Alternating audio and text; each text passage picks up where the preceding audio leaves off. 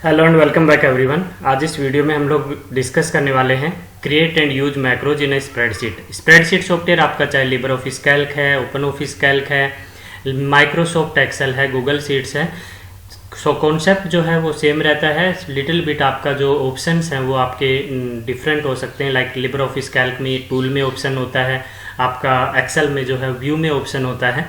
ठीक है, तो ये थोड़ा सा डिफरेंस आपको देखने को मिल सकता है, बट मैक्रो का जो कॉन्सेप्ट है वो सेम रहता है कि जब भी आपको रिपीटेटिव टास्क करने होते हैं और सेम टास्क अगर बार बार परफॉर्म करने हैं, that was I am saying कि रिपीटेटिव टास्क जो होते हैं उनके लिए हम मैक्रोज को यूज करते हैं। यानी कि एक ही जैसा काम दोबारा करना पड़ रहा है तो मैं पहले वाले काम को सीक्वेंस में रिकॉर्ड कर लूँ और उसको दोबारा से हम रन करवाएं तो मेरा जो नेक्स्ट टास्क है वो ऑटोमेटिकली कैलकुलेट हो जाए।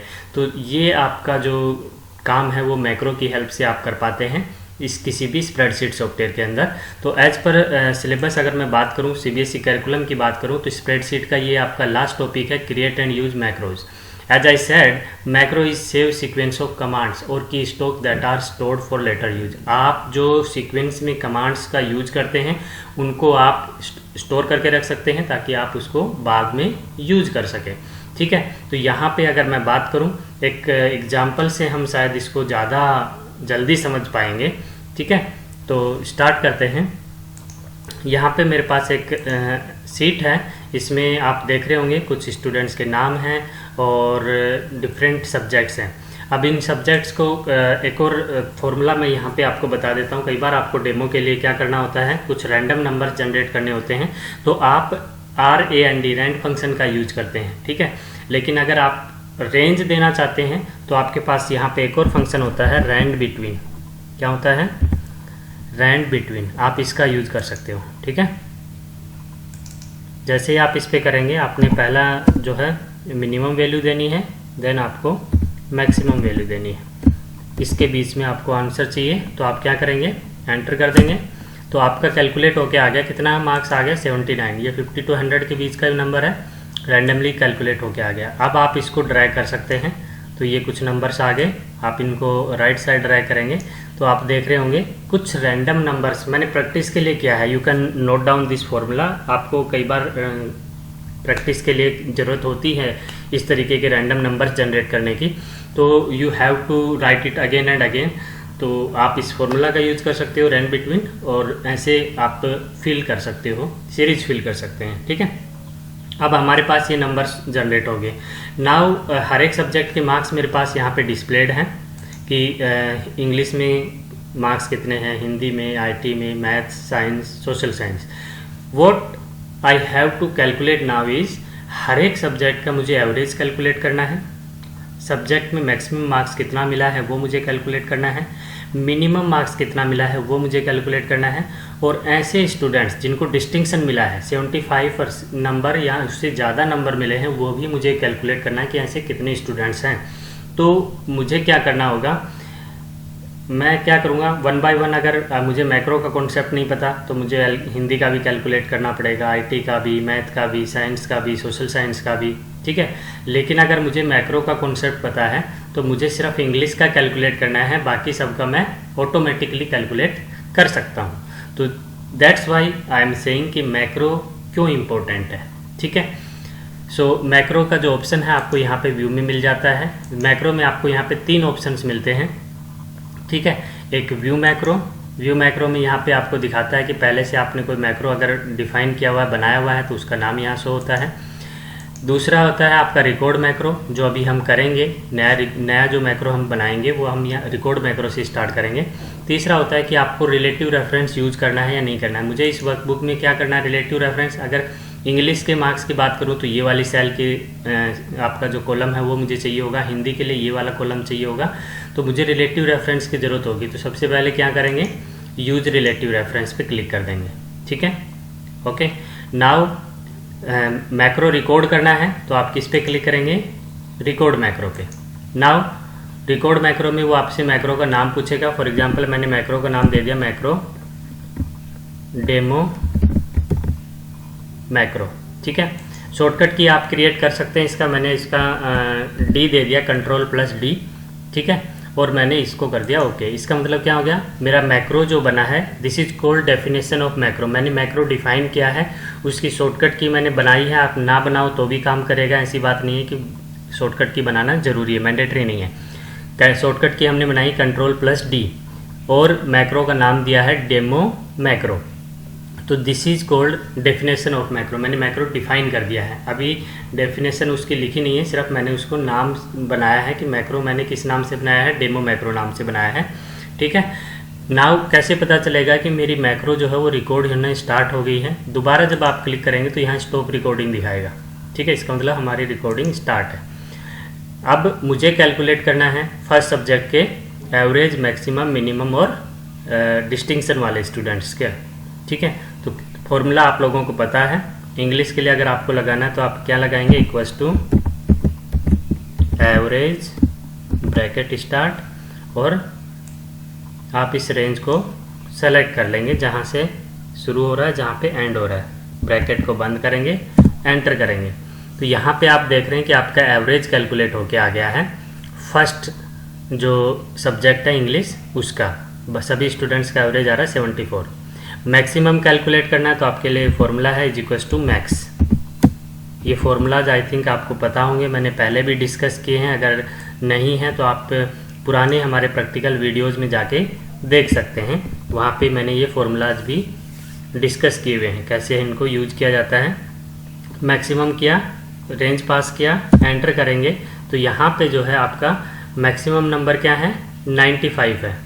ठीक है, मिनिमम कैलकुलेट करना है, इक्वल्स टू मीन। मिनिमम में भी आप रेंज पास कर देंगे, ब्रैकेट बंद कर देंगे और एंटर करेंगे तो ये आपका हो गया मिनिमम कैलकुलेट। ठीक है, फिर आपका जो है ऐसे स्टूडेंट्स जिनका जो है आपका मार्क्स 75 या इससे ज़्यादा है, ओके, तो ये आपका हो जाएगा।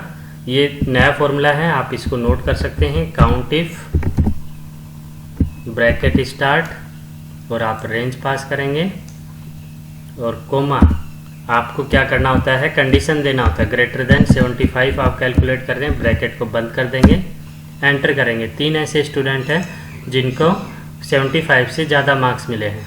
ठीक है, डन। नाउ ये हमारा जो मैक्रो है वो क्या हो गया, आपने कैलकुलेट कर लिया। इंग्लिश के लिए मार्क्स की, इंग्लिश को कैसे आपने एवरेज कैलकुलेट किया, मैक्सिमम, मिनिमम।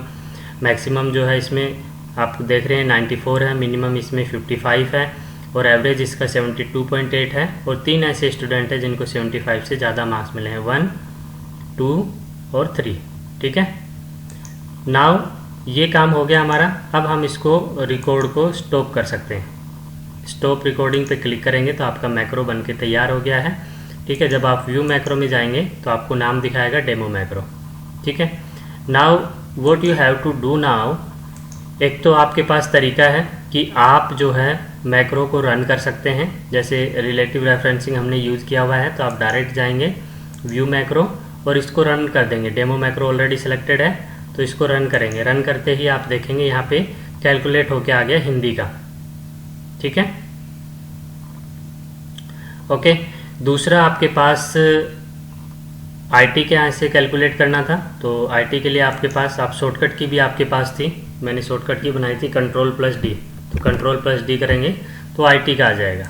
देन आप Ctrl+D करेंगे, मैथ का कैलकुलेट होके आ जाएगा। देन आप Ctrl+D करेंगे, साइंस का भी कैलकुलेट हो गया। और देन आप Ctrl+D करेंगे तो सोशल साइंस का भी आप देखेंगे आपका कैलकुलेट हो गया। ठीक है, तो ये तरीका है मैक्रो को यूज करने का। नाउ यहाँ पे जो है एक चीज़ आप रिफ्लेक्ट हो रही होगी आपको कि वैल्यू जो है हर एक क्लिक पे चेंज हो रही है। वो किस लिए हो रही है, क्योंकि आपने रैंडम फंक्शन यूज किया है, रैंडम बिटवीन। ठीक है, जो फंक्शन आपने यूज किया है वो क्या है, रैंडम बिटवीन। तो हर एक क्लिक पे क्या हो रहा है, वैल्यू चेंज हो रही है। इसका मतलब क्या हो गया कि अगर आप कोई वैल्यू चेंज करते हैं तो ये रिजल्ट भी आपका ऑटोमेटिकली चेंज हो जाएगा। फॉर एग्जांपल मैं 97 को 100 कर देता हूँ। ठीक है, देखिए तो यहाँ पे मैक्सिमम मार्क्स टोटल अपने आप क्या आ गया, 100 आ गया। Got it. ये आपका जो है रिफ्लेक्शन है कि आप अगर कोई वैल्यू चेंज करते हैं तो वो चेंज वैल्यू जो है वो रिफ्लेक्ट होगी, आपके रिजल्ट आपका जो है ऑटोमेटिकली चेंज हो जाएगा। ठीक है। अब ये जो आपका रैंडम फंक्शन आपने यूज किया है, ठीक है, फॉर एग्जांपल आपने इस तरीके से इसको यूज किया। ओके, नाउ ये